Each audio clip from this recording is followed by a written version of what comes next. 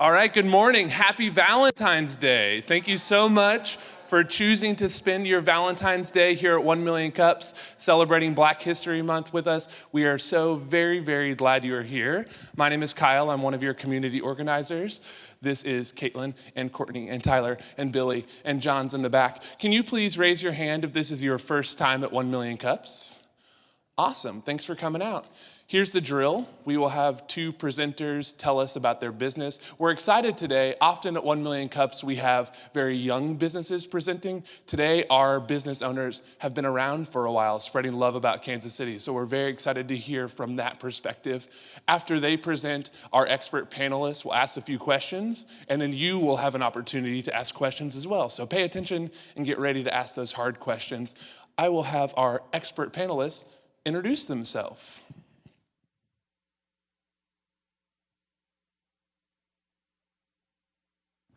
All right. Good morning. My name is Thayla Cherry, CEO of Cherry. We're a licensed clothing and sporting goods company. We're actually our offices are located at 17th and Main, and we are opening a retail location at the Kemper Arena when it opens in October. Good morning. I'm Consuela McCain with Turner Construction. I serve as our Community and Citizenship Director, responsible for our community outreach in our Turner School of Construction Management. Thank you. All right, thank you both.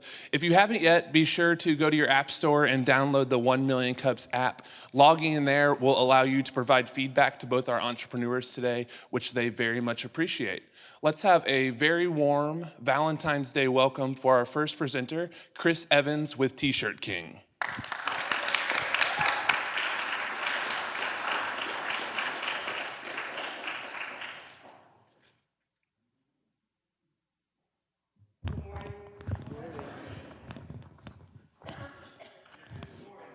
That better? Good morning. My name is Chris Evans, as I mentioned, with T-Shirt King. Happy Valentine's Day, everyone, as well as Happy Ash Wednesday. I want to particularly thank the people from 1 Million Cups for taking the time to celebrate Black businesses during the month of February. Today, I want to talk about the entrepreneurship journey. T-Shirt King was started in 1985. And just a little bit about me, I coach a lot of Little League Baseball. I started the I Am King Foundation in 2011. I have 3 sons. I'm married. I'm originally from Kansas City.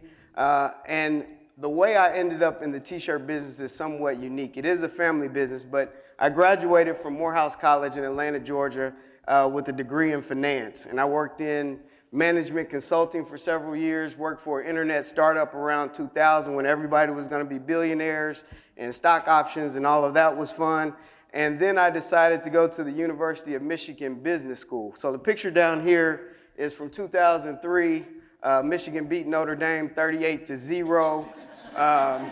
Being an excited NBA grad student, I jumped on the field and ran out there. And this picture is like, I'm on the field, now what? You know, so. But that's what entrepreneurship is. At some point in your life, you have to decide to go all in. Hence, the wearing I make t-shirts.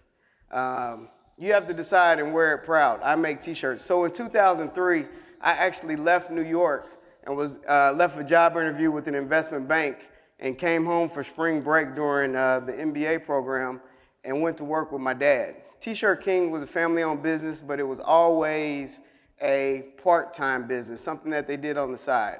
So I went to work with my dad and I said, hey, this is pretty cool. I mean, you got investment banking on one end and t-shirts on the other end. So my parents, even they looked at me crazy, like you have all this education and all you want to do is sell t-shirts. But that is something that you have to decide to do. One of the things in business school that you learn is everything is case-based studies. So the t-shirt business is always a case-based study. Couple details, there's $7.5 billion a year spent on decorated apparel. And that expands the gamut from screen printing, embroidery, heat press stuff. What we do at T-Shirt King is we always want to have our customers smiling. There's an array of customers. There's always something about a t-shirt or a polo shirt with your logo on it, in my mind, that makes it great. You can have a business plan, you finish your business plan, you're like, okay, cool. You can get a round of funding, you're like, okay, cool. Your technology works, you're like, cool. But when you put on your t-shirt and it has your logo on it and you walk around and somebody says, hey, I want one of those. I want one of those. There's a certain amount of pride that is involved with that. And so that's what T-Shirt King is about. Promoting you is what we do. So we have customers. It's always good to log on. What I love about social media is you log on at any time and you see people doing different things, wearing something that you helped them create.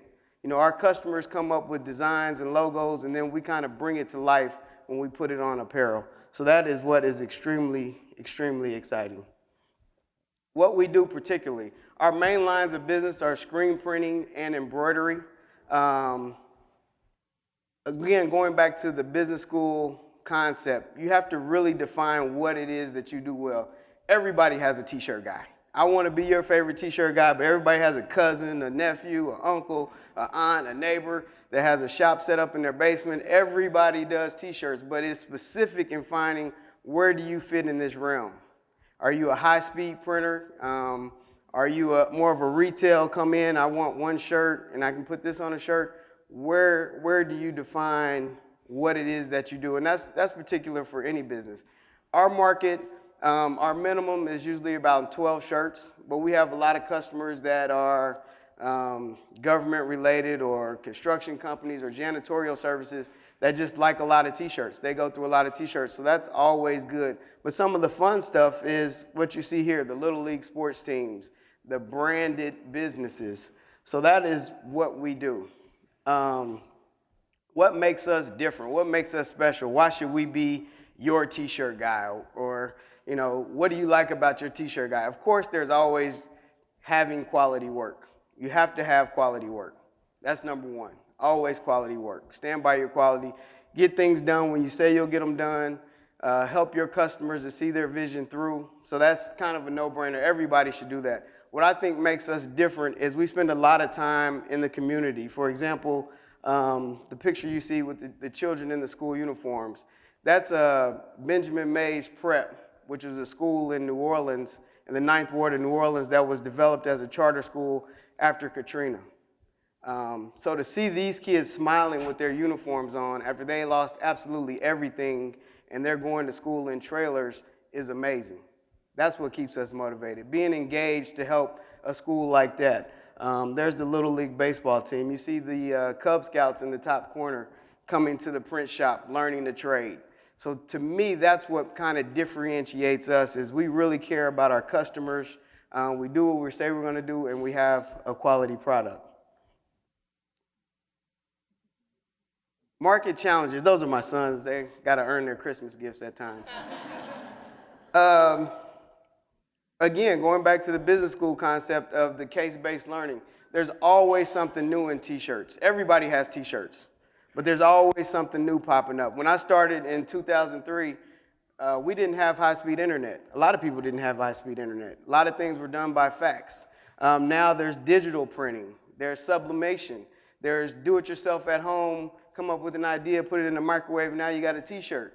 You know, there's all these different dynamics that change. There's, can I design the t-shirt online? Can we go overseas and get bulk pricing? Now we want it made in America. So there's always things changing, but it's very important that you always understand what it is that you do well, what it is that you do best. So that, I think over the years, T-Shirt King was started in 1985. I don't know if I mentioned that. So 33 years later, what keeps you in business is always learning something new, always feeling like you're on the cusp, always treating it like it's a startup. How can we differentiate ourselves? How can we keep our current customers happy? How can we tell the story? How can we help people promote their brand? So T-Shirt King, promoting you is what we do. And now it's open for questions.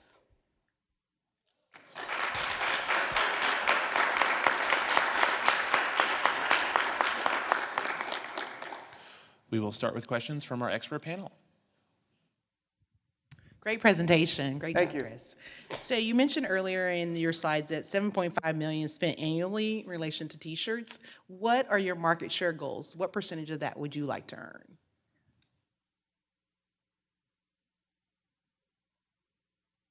It's interesting. as an entrepreneur, living it, it's a lifestyle. Sometimes you can look at things from a perspective of, I want this % of the market share could be your goal. Personally, it's not my goal. It's more of a profit goal of what can I do to have these things for my family? What can I do to provide for my customers? So when you look at 7.5 billion, I'm not going to print 7.5 billion worth of shirts. I have no desire to print $1 billion worth of shirts.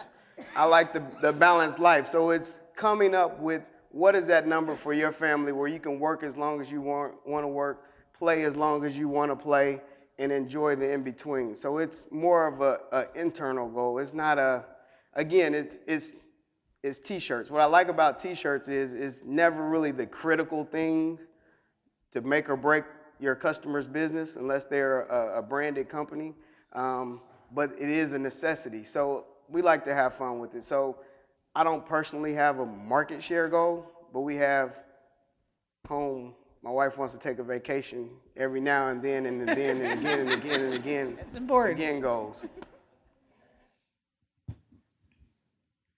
So, and this is a growth question too, and I think you kind of alluded to it, but on the 24% growth between '09 and 14, how did you see, and I think that was a national stat, was it? Yes. Okay, so how did you see the impact there?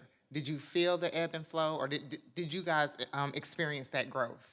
What I love about T-shirts is over the years, and particularly in that time frame, is T-shirts have become more acceptable. T-shirts are cool. You know, you can get away with wearing a T-shirt for casual day nowadays. The retail market of T-shirts, where it used to just be the 100% cotton, one size fit all, now you have the lady style T-shirts, you have the baby tees, you have the tanks, you have everything you can think of. The retro style of the distressed look of a T-shirt, that's cool now. So there's so many different ways and creative ways that people are getting into the marketing.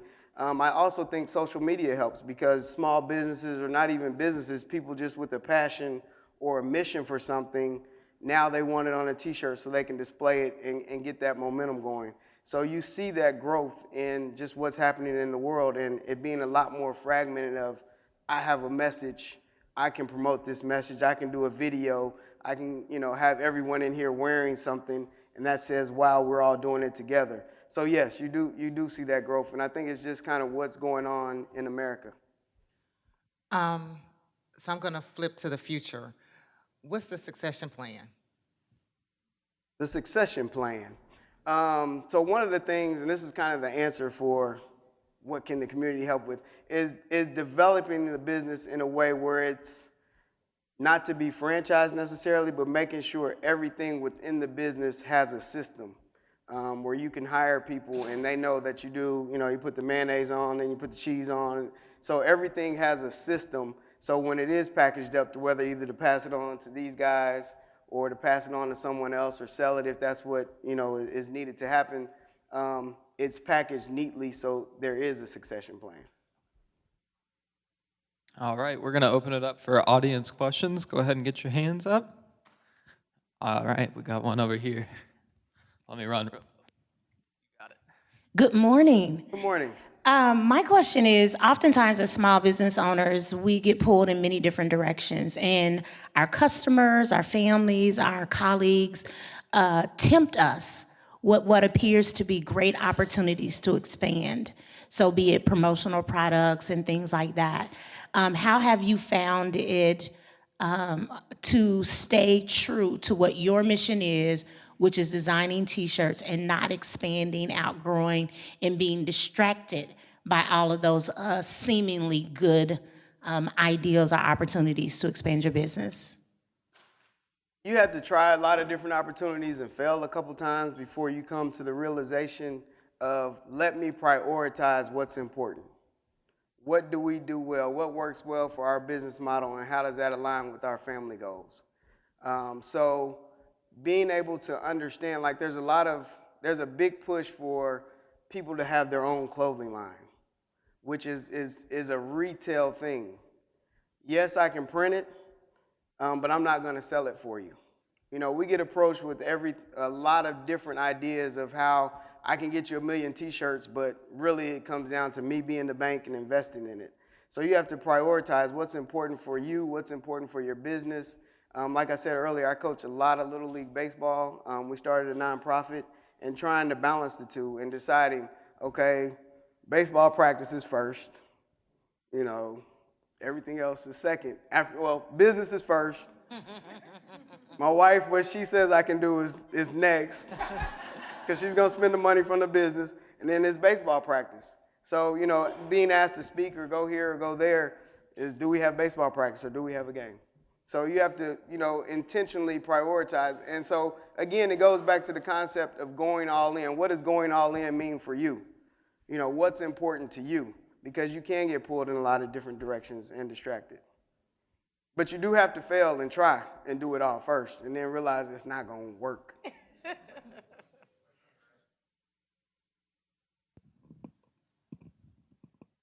I appreciate you sharing the concept of going all in and encouraging those with an entrepreneurial spirit to just make it happen. But I bet you mean going all in with a good idea. 'Cause going all in with a bad idea is probably a bad idea. I'm curious if you have any thoughts around how to test your idea, how to make sure that you actually have a chance of succeeding. Going a good idea versus a bad idea. Let's answer that first. Doing T-shirts versus investment banking is probably a bad idea.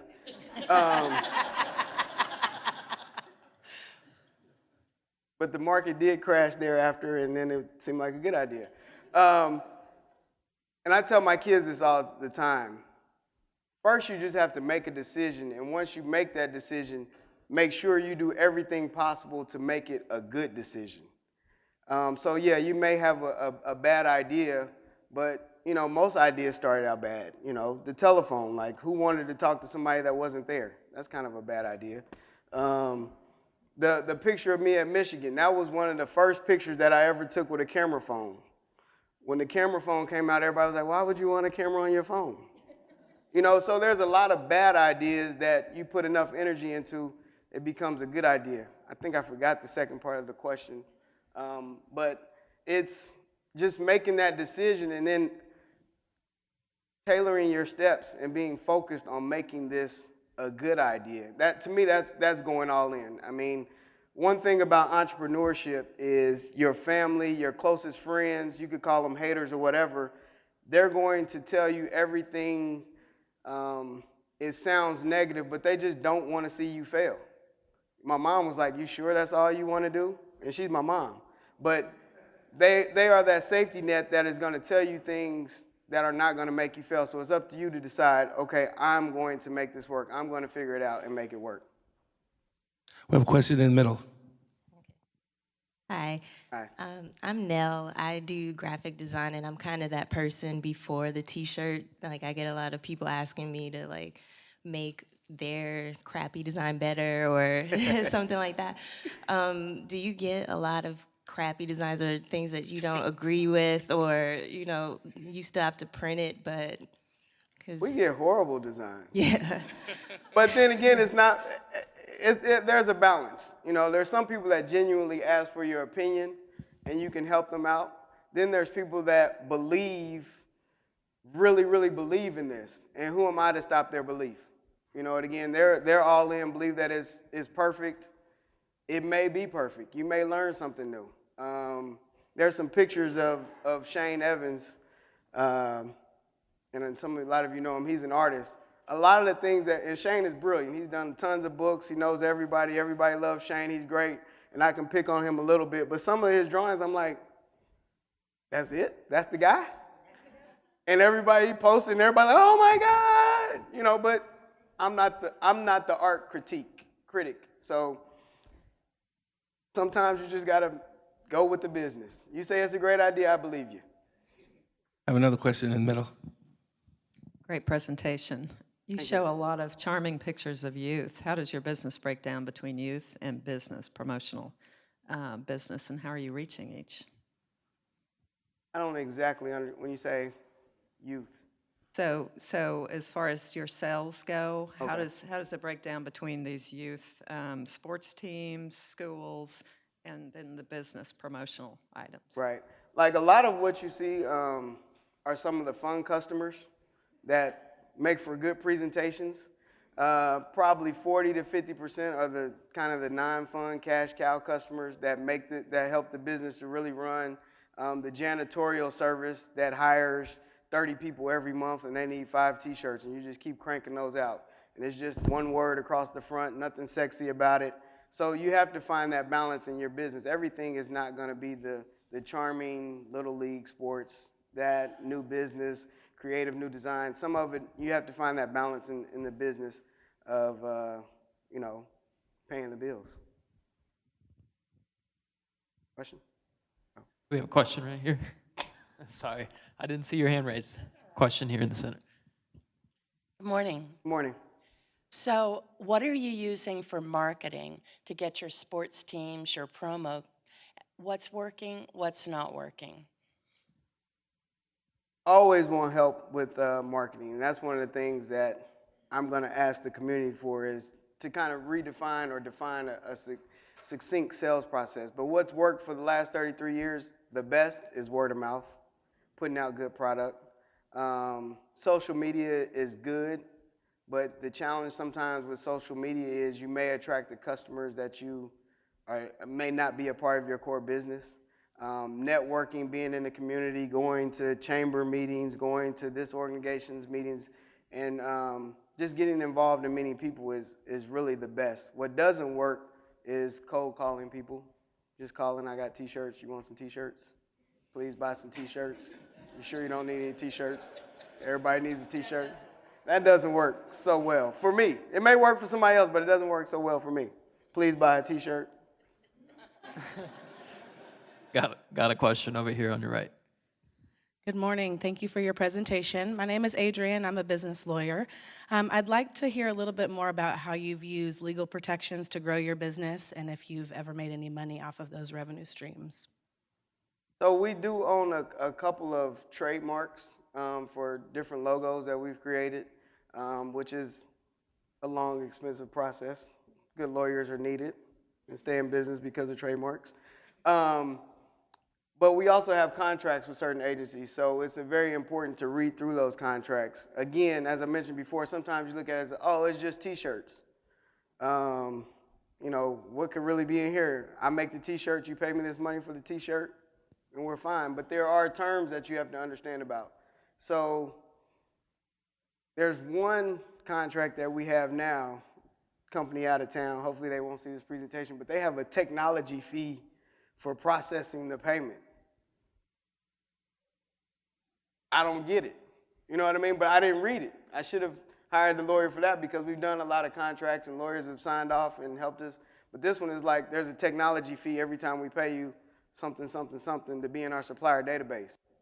Whoa, it's just t-shirts. Well, you know. So you can lose money, or you can make sure that you're making all of your money because of legal help.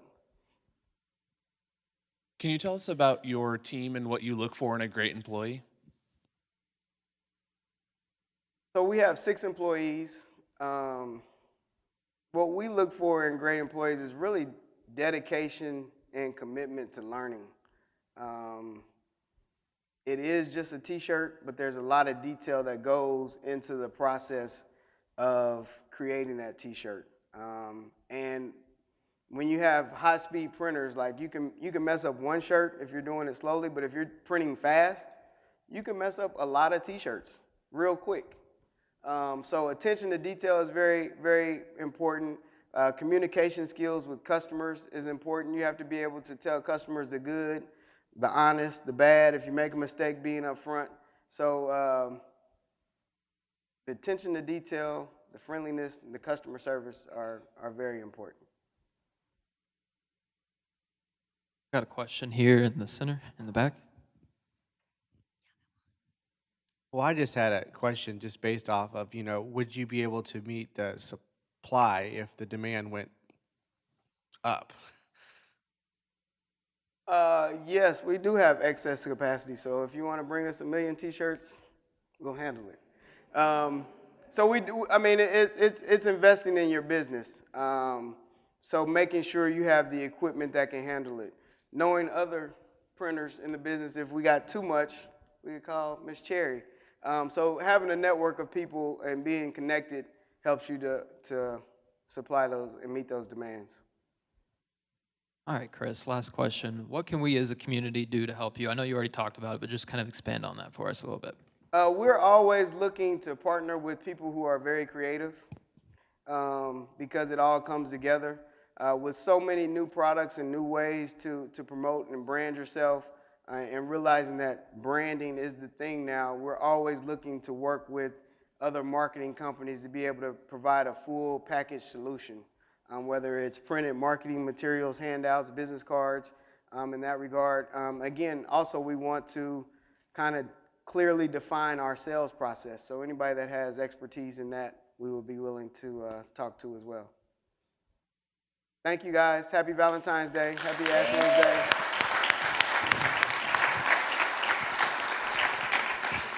Thank you. Okay, time for Mug Club. So if you've been to 1 Million Cups 10 times or more, please raise your hand.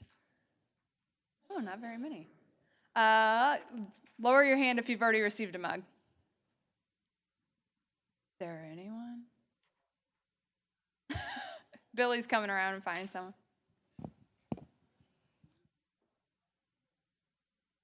Tell us your name and tell us why you're here. Hi, I'm Deborah Green, and I'm here. I work for Bread and Butter Concepts. We have 8 different restaurants in the city, and I used to come a lot last year, and this is my first trip back this year, and I plan on being here every Wednesday. It's very informative. Thank you very much. Thank you. Awesome. Thanks for coming. Okay, and then I'm going to introduce you to, we have a group of people called the Caffeinators, and they just come here consistently, and they're kind of ambassadors for us. If you could raise your hand if you're a caffeinator and in the room. There's a couple throughout the room. So if you have any questions and you can't get a hold of one of the community organizers, they're there for any questions after the presentations. And also, the Kauffman Foundation's doing a little research on attendance count of all the 1 Million Cups communities throughout the nation. So I'm going to take a photo of the crowd. I did a count, and we are over 100 people, which is awesome. But I need to submit photos, and I just got to get everyone's face in it. So I'm going to take 3, and you're welcome to opt out of the picture if you want. Cover your face, duck. Or just come find me, and I'll black out your face for the photo. All right. 1. Middle. We're by far probably the best looking in the nation. People in the back? Awesome. Thank you so much. And I'm going to have Adrienne come make an announcement.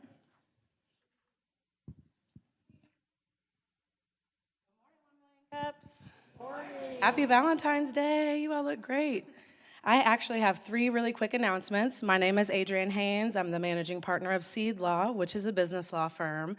And I also work with AltCap as a small business consultant. So we just announced our curriculum for the year. Next week, we'll be having our first class called Developing Your Sales and Pricing Strategy.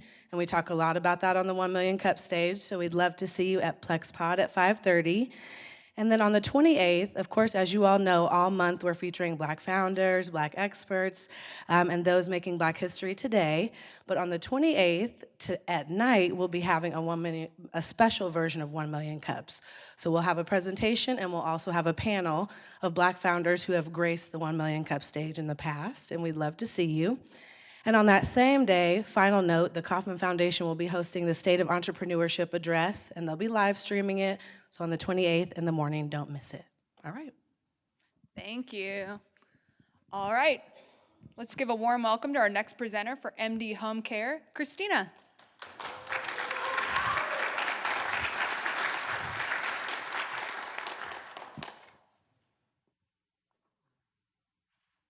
Good morning, everyone. Good morning and happy Valentine's Day to everyone.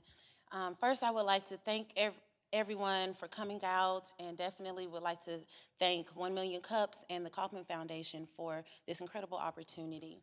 I am Christina Betts. I am the co-owner and CEO of MD Home Care, and we are mobile doctors for immobile people. MD Home Care, which was founded in 2001 by my mother, Dr. Joanne Hall, is a primary care practice that specializes in house calls for homebound patients. We have 4 primary care providers who collectively have over 35 years experience practicing medicine. And together, we have been practicing medicine for homebound patients for over 18 years. MD Home Care was started by solving a problem. In the corner, you can see Pepsi. Pepsi was my childhood babysitter. After Pepsi suffered from a massive stroke, instead of allowing her to go to a nursing home, my mother decided to bring her into our home, turning her into an overnight caregiver for a homebound loved one. Instantly, my mother identified a huge gaping gap between homebound patients and the medical care that they critically need. That's where MD Home Care was founded.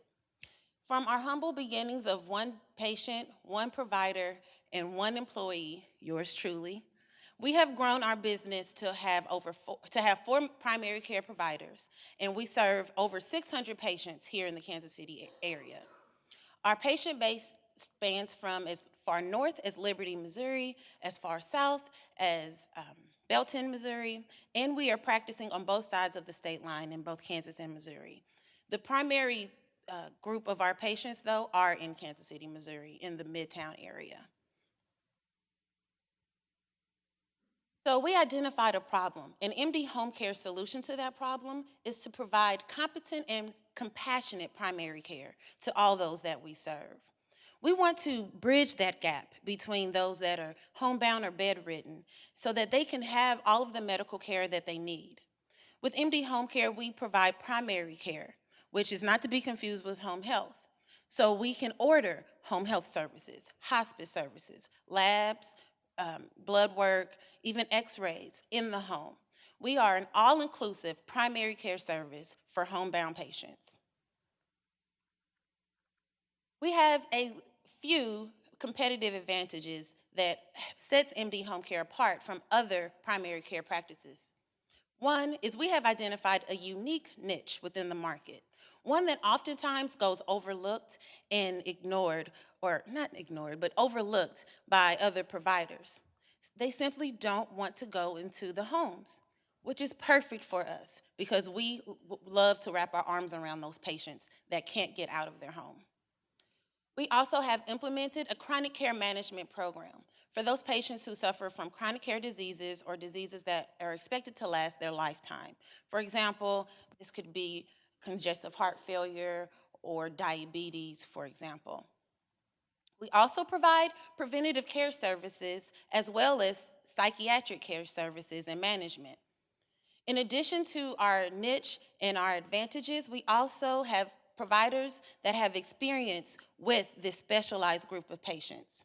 We have been in the homes for over 17 years, so we can quickly identify the needs of our patients and make sure that no one falls through the cracks. Our current marketing strategy has historically been simply word of mouth. We are a 100% referral-based business. Primarily, we've been maintaining at that rate because Dr. Hall, when she started, didn't want to be overwhelmed with too large of a patient load. So she strategically chose not to do any direct marketing within the community, relying on our home health agencies and hospice agencies, assisted living facilities, other providers, as well as senior living facilities for our referrals. This process and strategy has worked phenomenally for us. As I said, we've grown from 1 patient to over 600.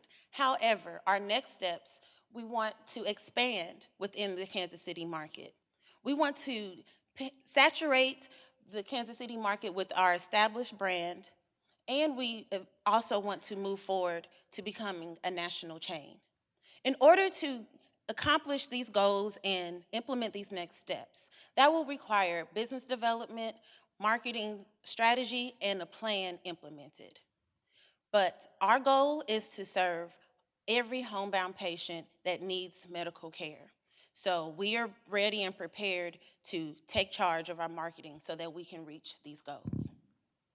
I would like to thank you so much for your time and attention this morning. And again, thank you 1 Million Cups and the Kaufman Foundation for this incredible opportunity to present to you for Black History Month. Thank you.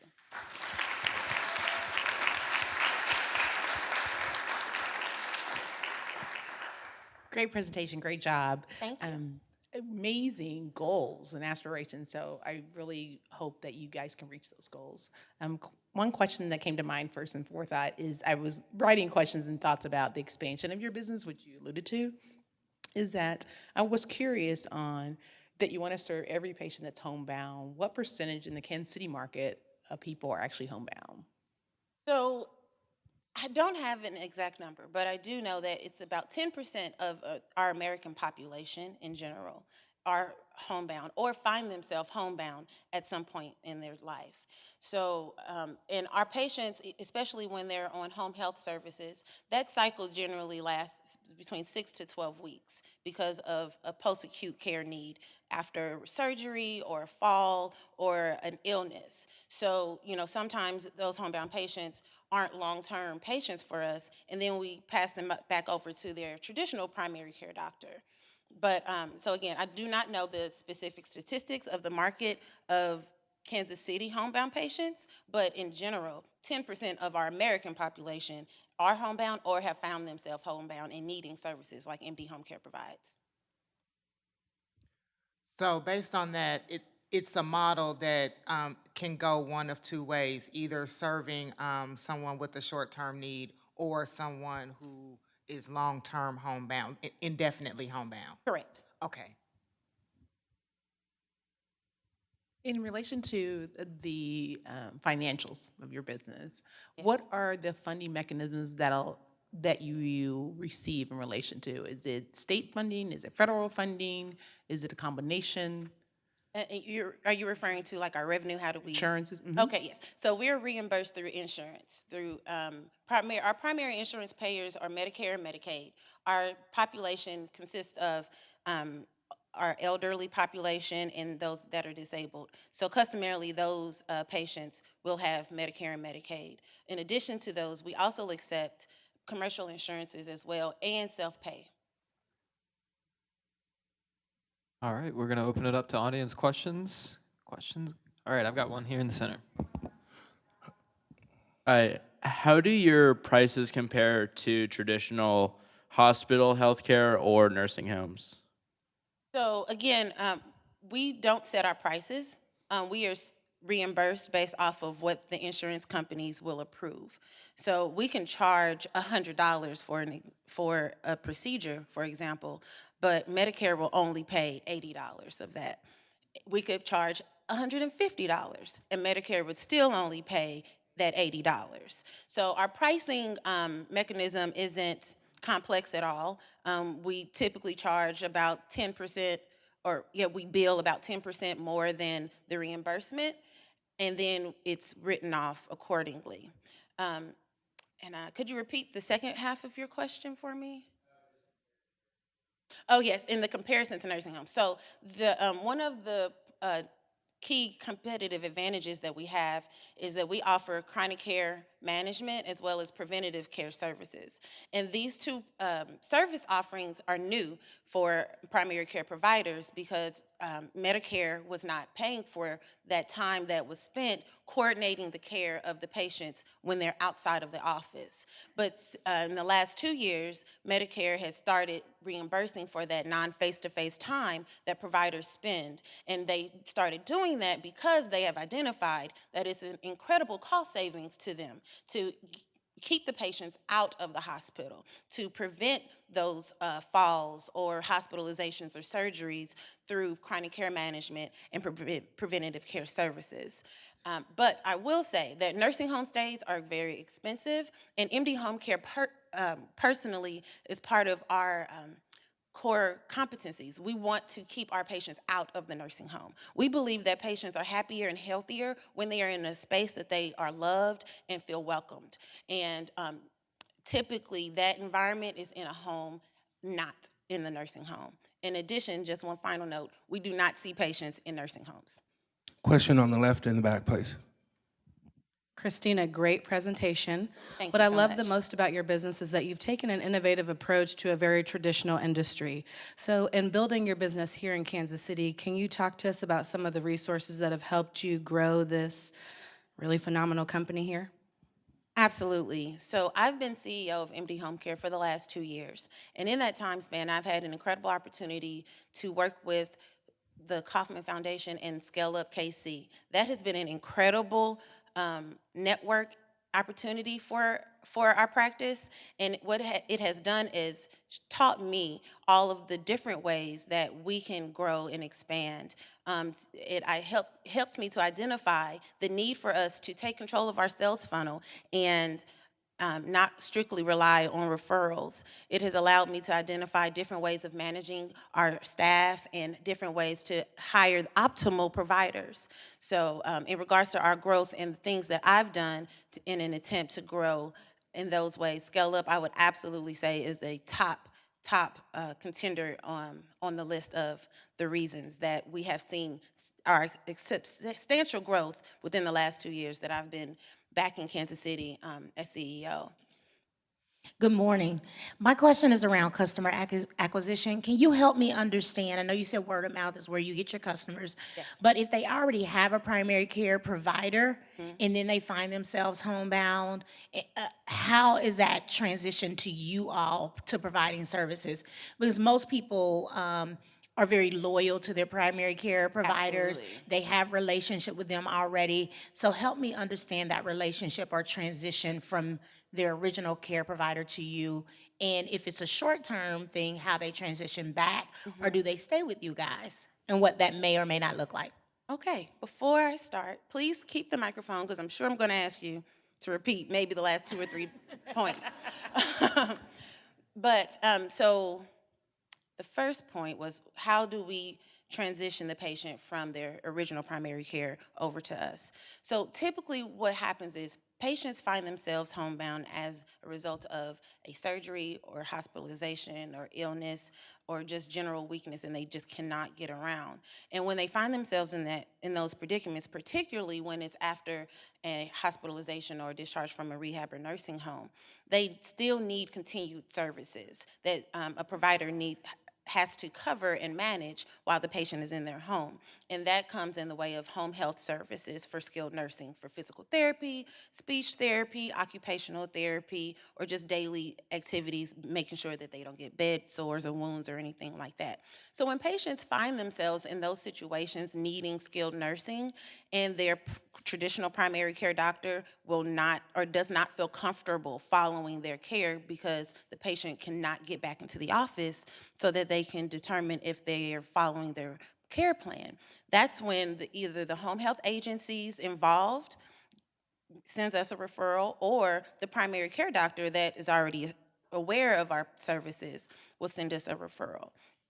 If this is a permanent transition, then it's seamless. It's a one-time thing. They send us the referral, we request the medical records, and then we're good to go. If we do have to return them back, it's again very seamless. We send them their information. The provider does need to send us a request for or authorization for medical records before we release that information. But we would gladly give them all of their medical records to ensure that they are getting a healthy patient or assist them in maintaining the patient's healthy status. You're welcome. Question here in the center. All right, thank you very much. First off, congratulations for going up there. It takes a lot of guts and gumption to go up and do your thing. Great job on that. Thank My you. questions in regard, I have 2 questions I want to touch upon, 2 points. I was looking through your thing and I couldn't really identify a pain point you had. I wanted to find, the first question is, what is your biggest pain point? How are you what is the biggest pain point in your business, and how are you reaching those customers on that? That's the first question. Second question I have is, I have a couple friends that are primary care doctors. They have memberships in the Kansas City area. They have a lot of they have a lot of places throughout town. They have memberships or whatever. Have you considered, and they their thing is about cutting insurance and bypassing the insurance route. Mhm. What are some ways you guys are going through the membership route in that regard, and also how are you guys solving your biggest pain point? Thank you for those questions. So I would say our biggest or our main pain point that I feel as an CEO and business owner is staffing. Um, well, not necessarily staffing. Well, yeah, staffing and management for me personally. We have several different levels of staff, from administrative, nursing, assistants to the nurse, and then our medical providers. So I have to constantly shift gears when I'm interacting with those that we employ, and that can sometimes be extremely challenging. And to piggyback onto that, or a second note that I would say is a major pain point, is ensuring that our patients are getting everything in a timely fashion.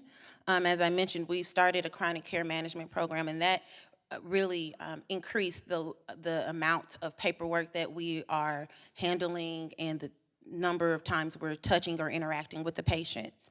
And because we are in a ramping up phase of our business where we are staffing, recently we've just hired 3 additional staff persons to accommodate for our growth that we are actualizing now. So I would say one is staffing and management of different levels of employees and different service offerings of those employees, and then just the operations and workflow to ensure that none of our patients' issues are falling through the cracks. And in regards to your second question about memberships, are you referring to like concierge care?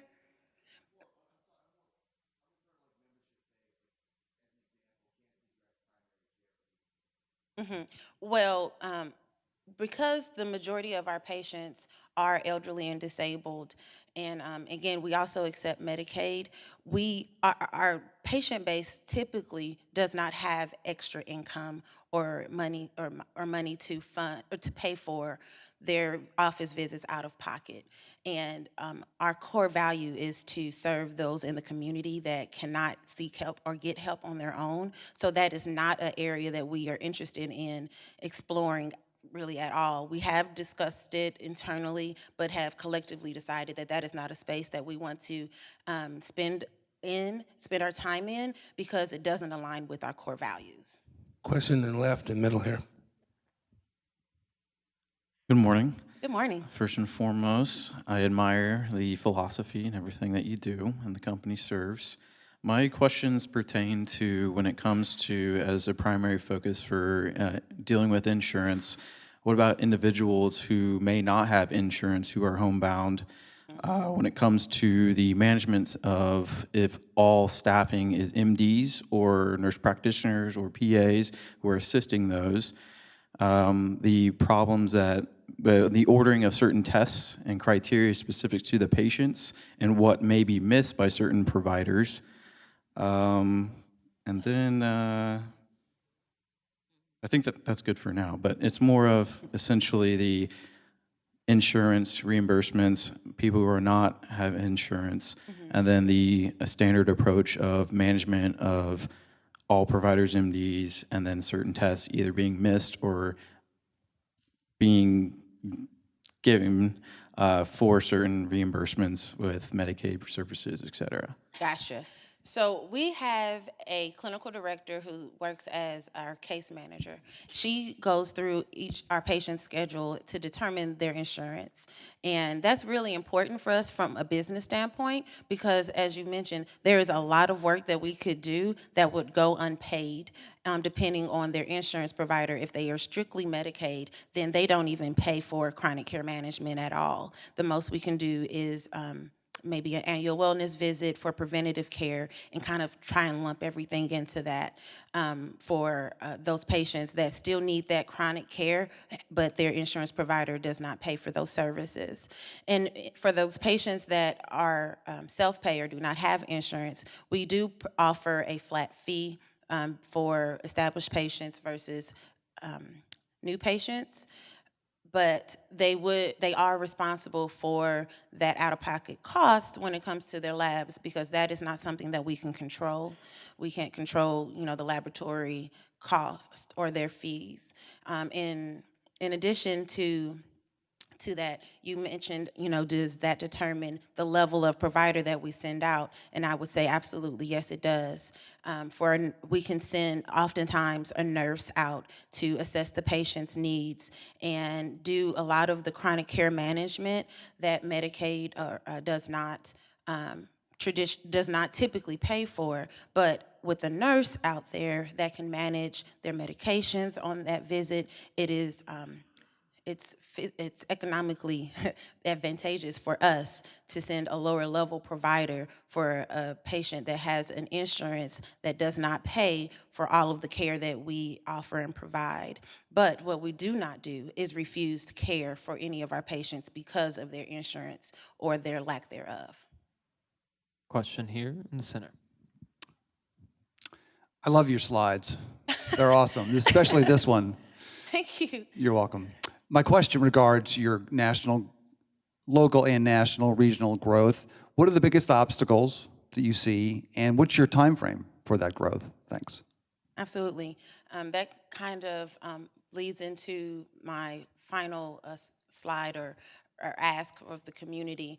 When it comes to growth, one of the challenges that we have seen is Dr. Hall and I, my mother, we're very much so in the weeds. We are technicians. She still sees patients 3 days out the week, and she serves as our medical director, and she's also co-owner and my mom, so I'll ask her about almost everything. And so, when it comes to expanding, our pain point has been taking a step back and leading our organization from an executive directing standpoint and less of a technician in the weeds operational standpoint. That, I would say, has been a huge barrier for us when it comes to expanding beyond our one location located on 78th and Paseo. But our time frame is, and so to combat that, we're wanting to bring on a practice manager and a marketing manager that has experience with practices that are expanding and can give us that guidance, as well as can stand in between Dr. Hall and I and the rest of our organization so that we can focus more on the direction of our business and let someone else who has more bandwidth or time or know-how to manage our patients and the operations there in that one building, and copy and repeating that process in multiple locations, regionally, and then locally, regionally, and then nationally is our optimal plan. And when it comes to our timeline, I have a very aggressive timeline. I would like for this all to manifest tomorrow. So if you're that guy, let me know. But in general, I have a 2-year time frame and that started from in the summer when I first started with Scale Up. Scale Up really helped me to identify the timelines that's realistic for our business, for where we are and where we're wanting to go. So through Scale Up and my business coach's guidance, I've determined that a 2-year time frame, so at this point we're about 1.5 years in, is my plan and goal to expand to a national level. Question on your left in the back.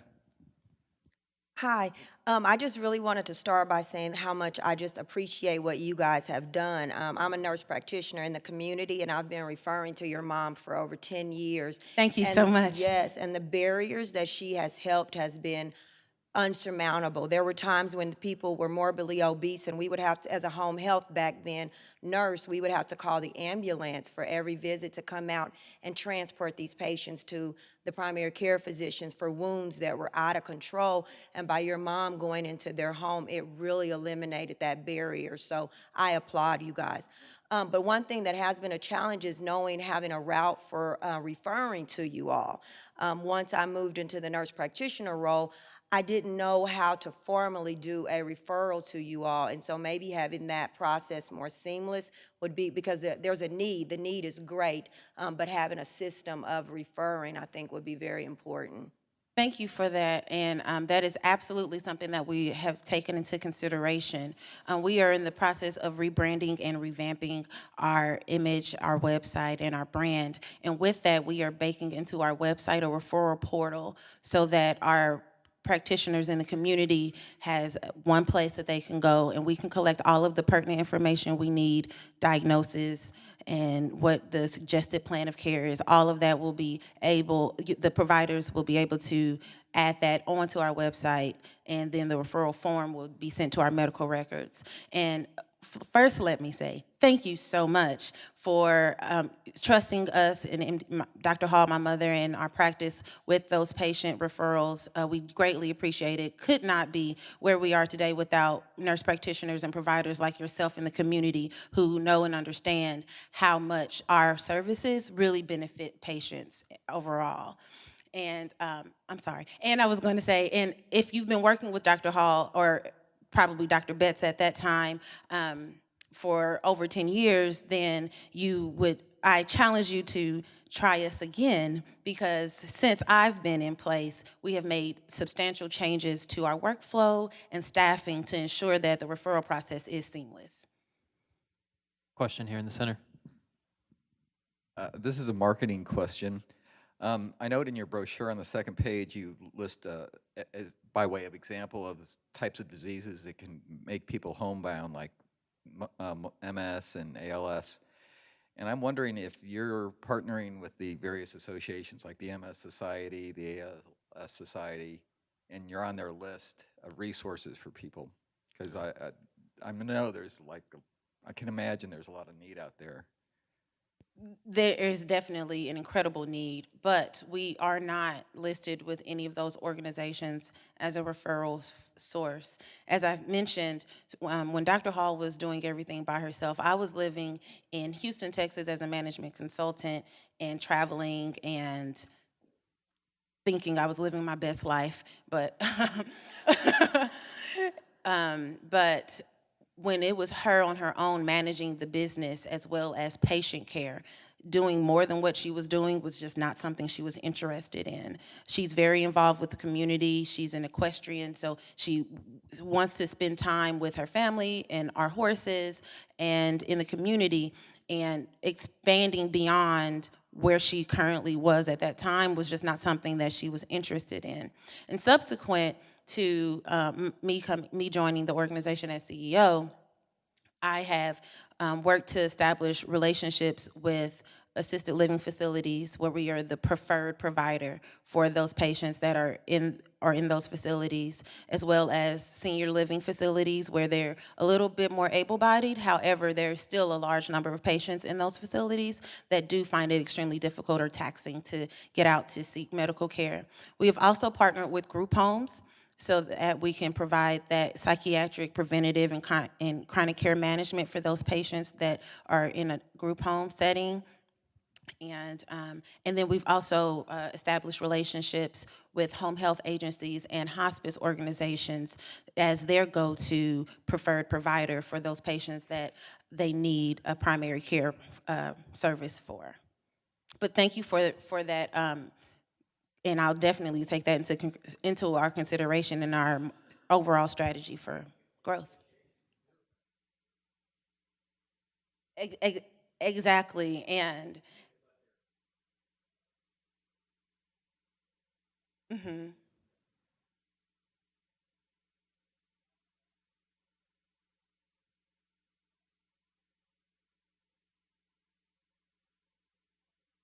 right, but just as an option, just for awareness, and I absolutely agree.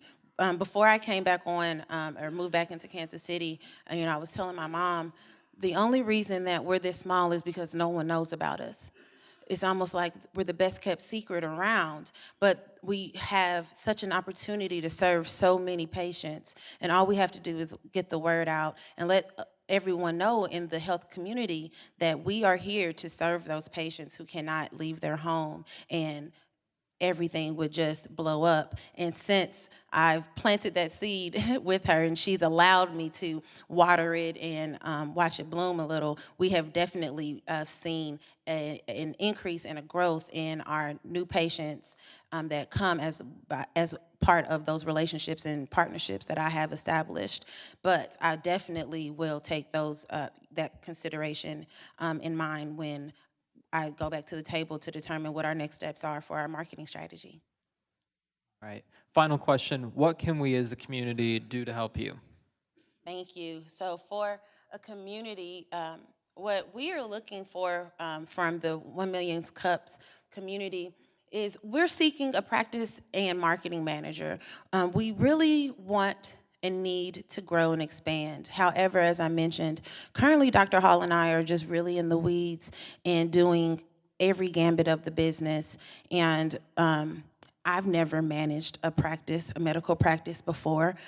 So I do feel like I am not the best resource or asset for that position. And I am humble enough to accept that someone else who has that experience will be better in that position, in both of those positions.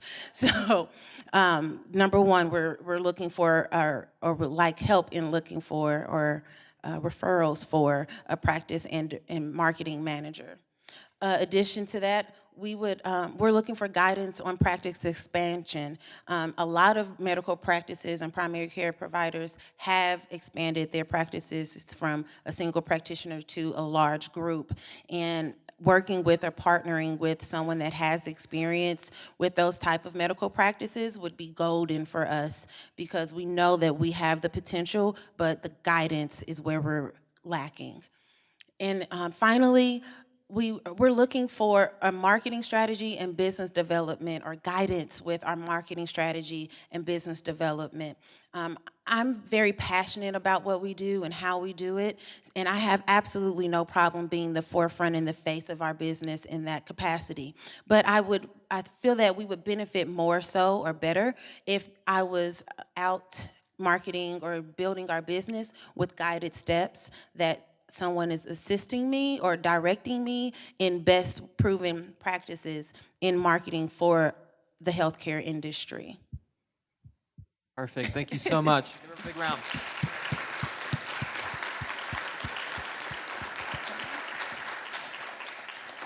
Thank you all again so much for your time. Thank you. I would like to thank you guys all for coming out today. Happy Valentine's Day. Please join us next week. We've got Uzazi Village and Local Legends Gaming. And before we go, I just want to say thank you to the community partners and the entrepreneurs here who have made Black History Month here at 1 Million Cups possible. You know who you are, so get up here on stage afterwards. We're going to grab a quick photo, and everybody have a great week.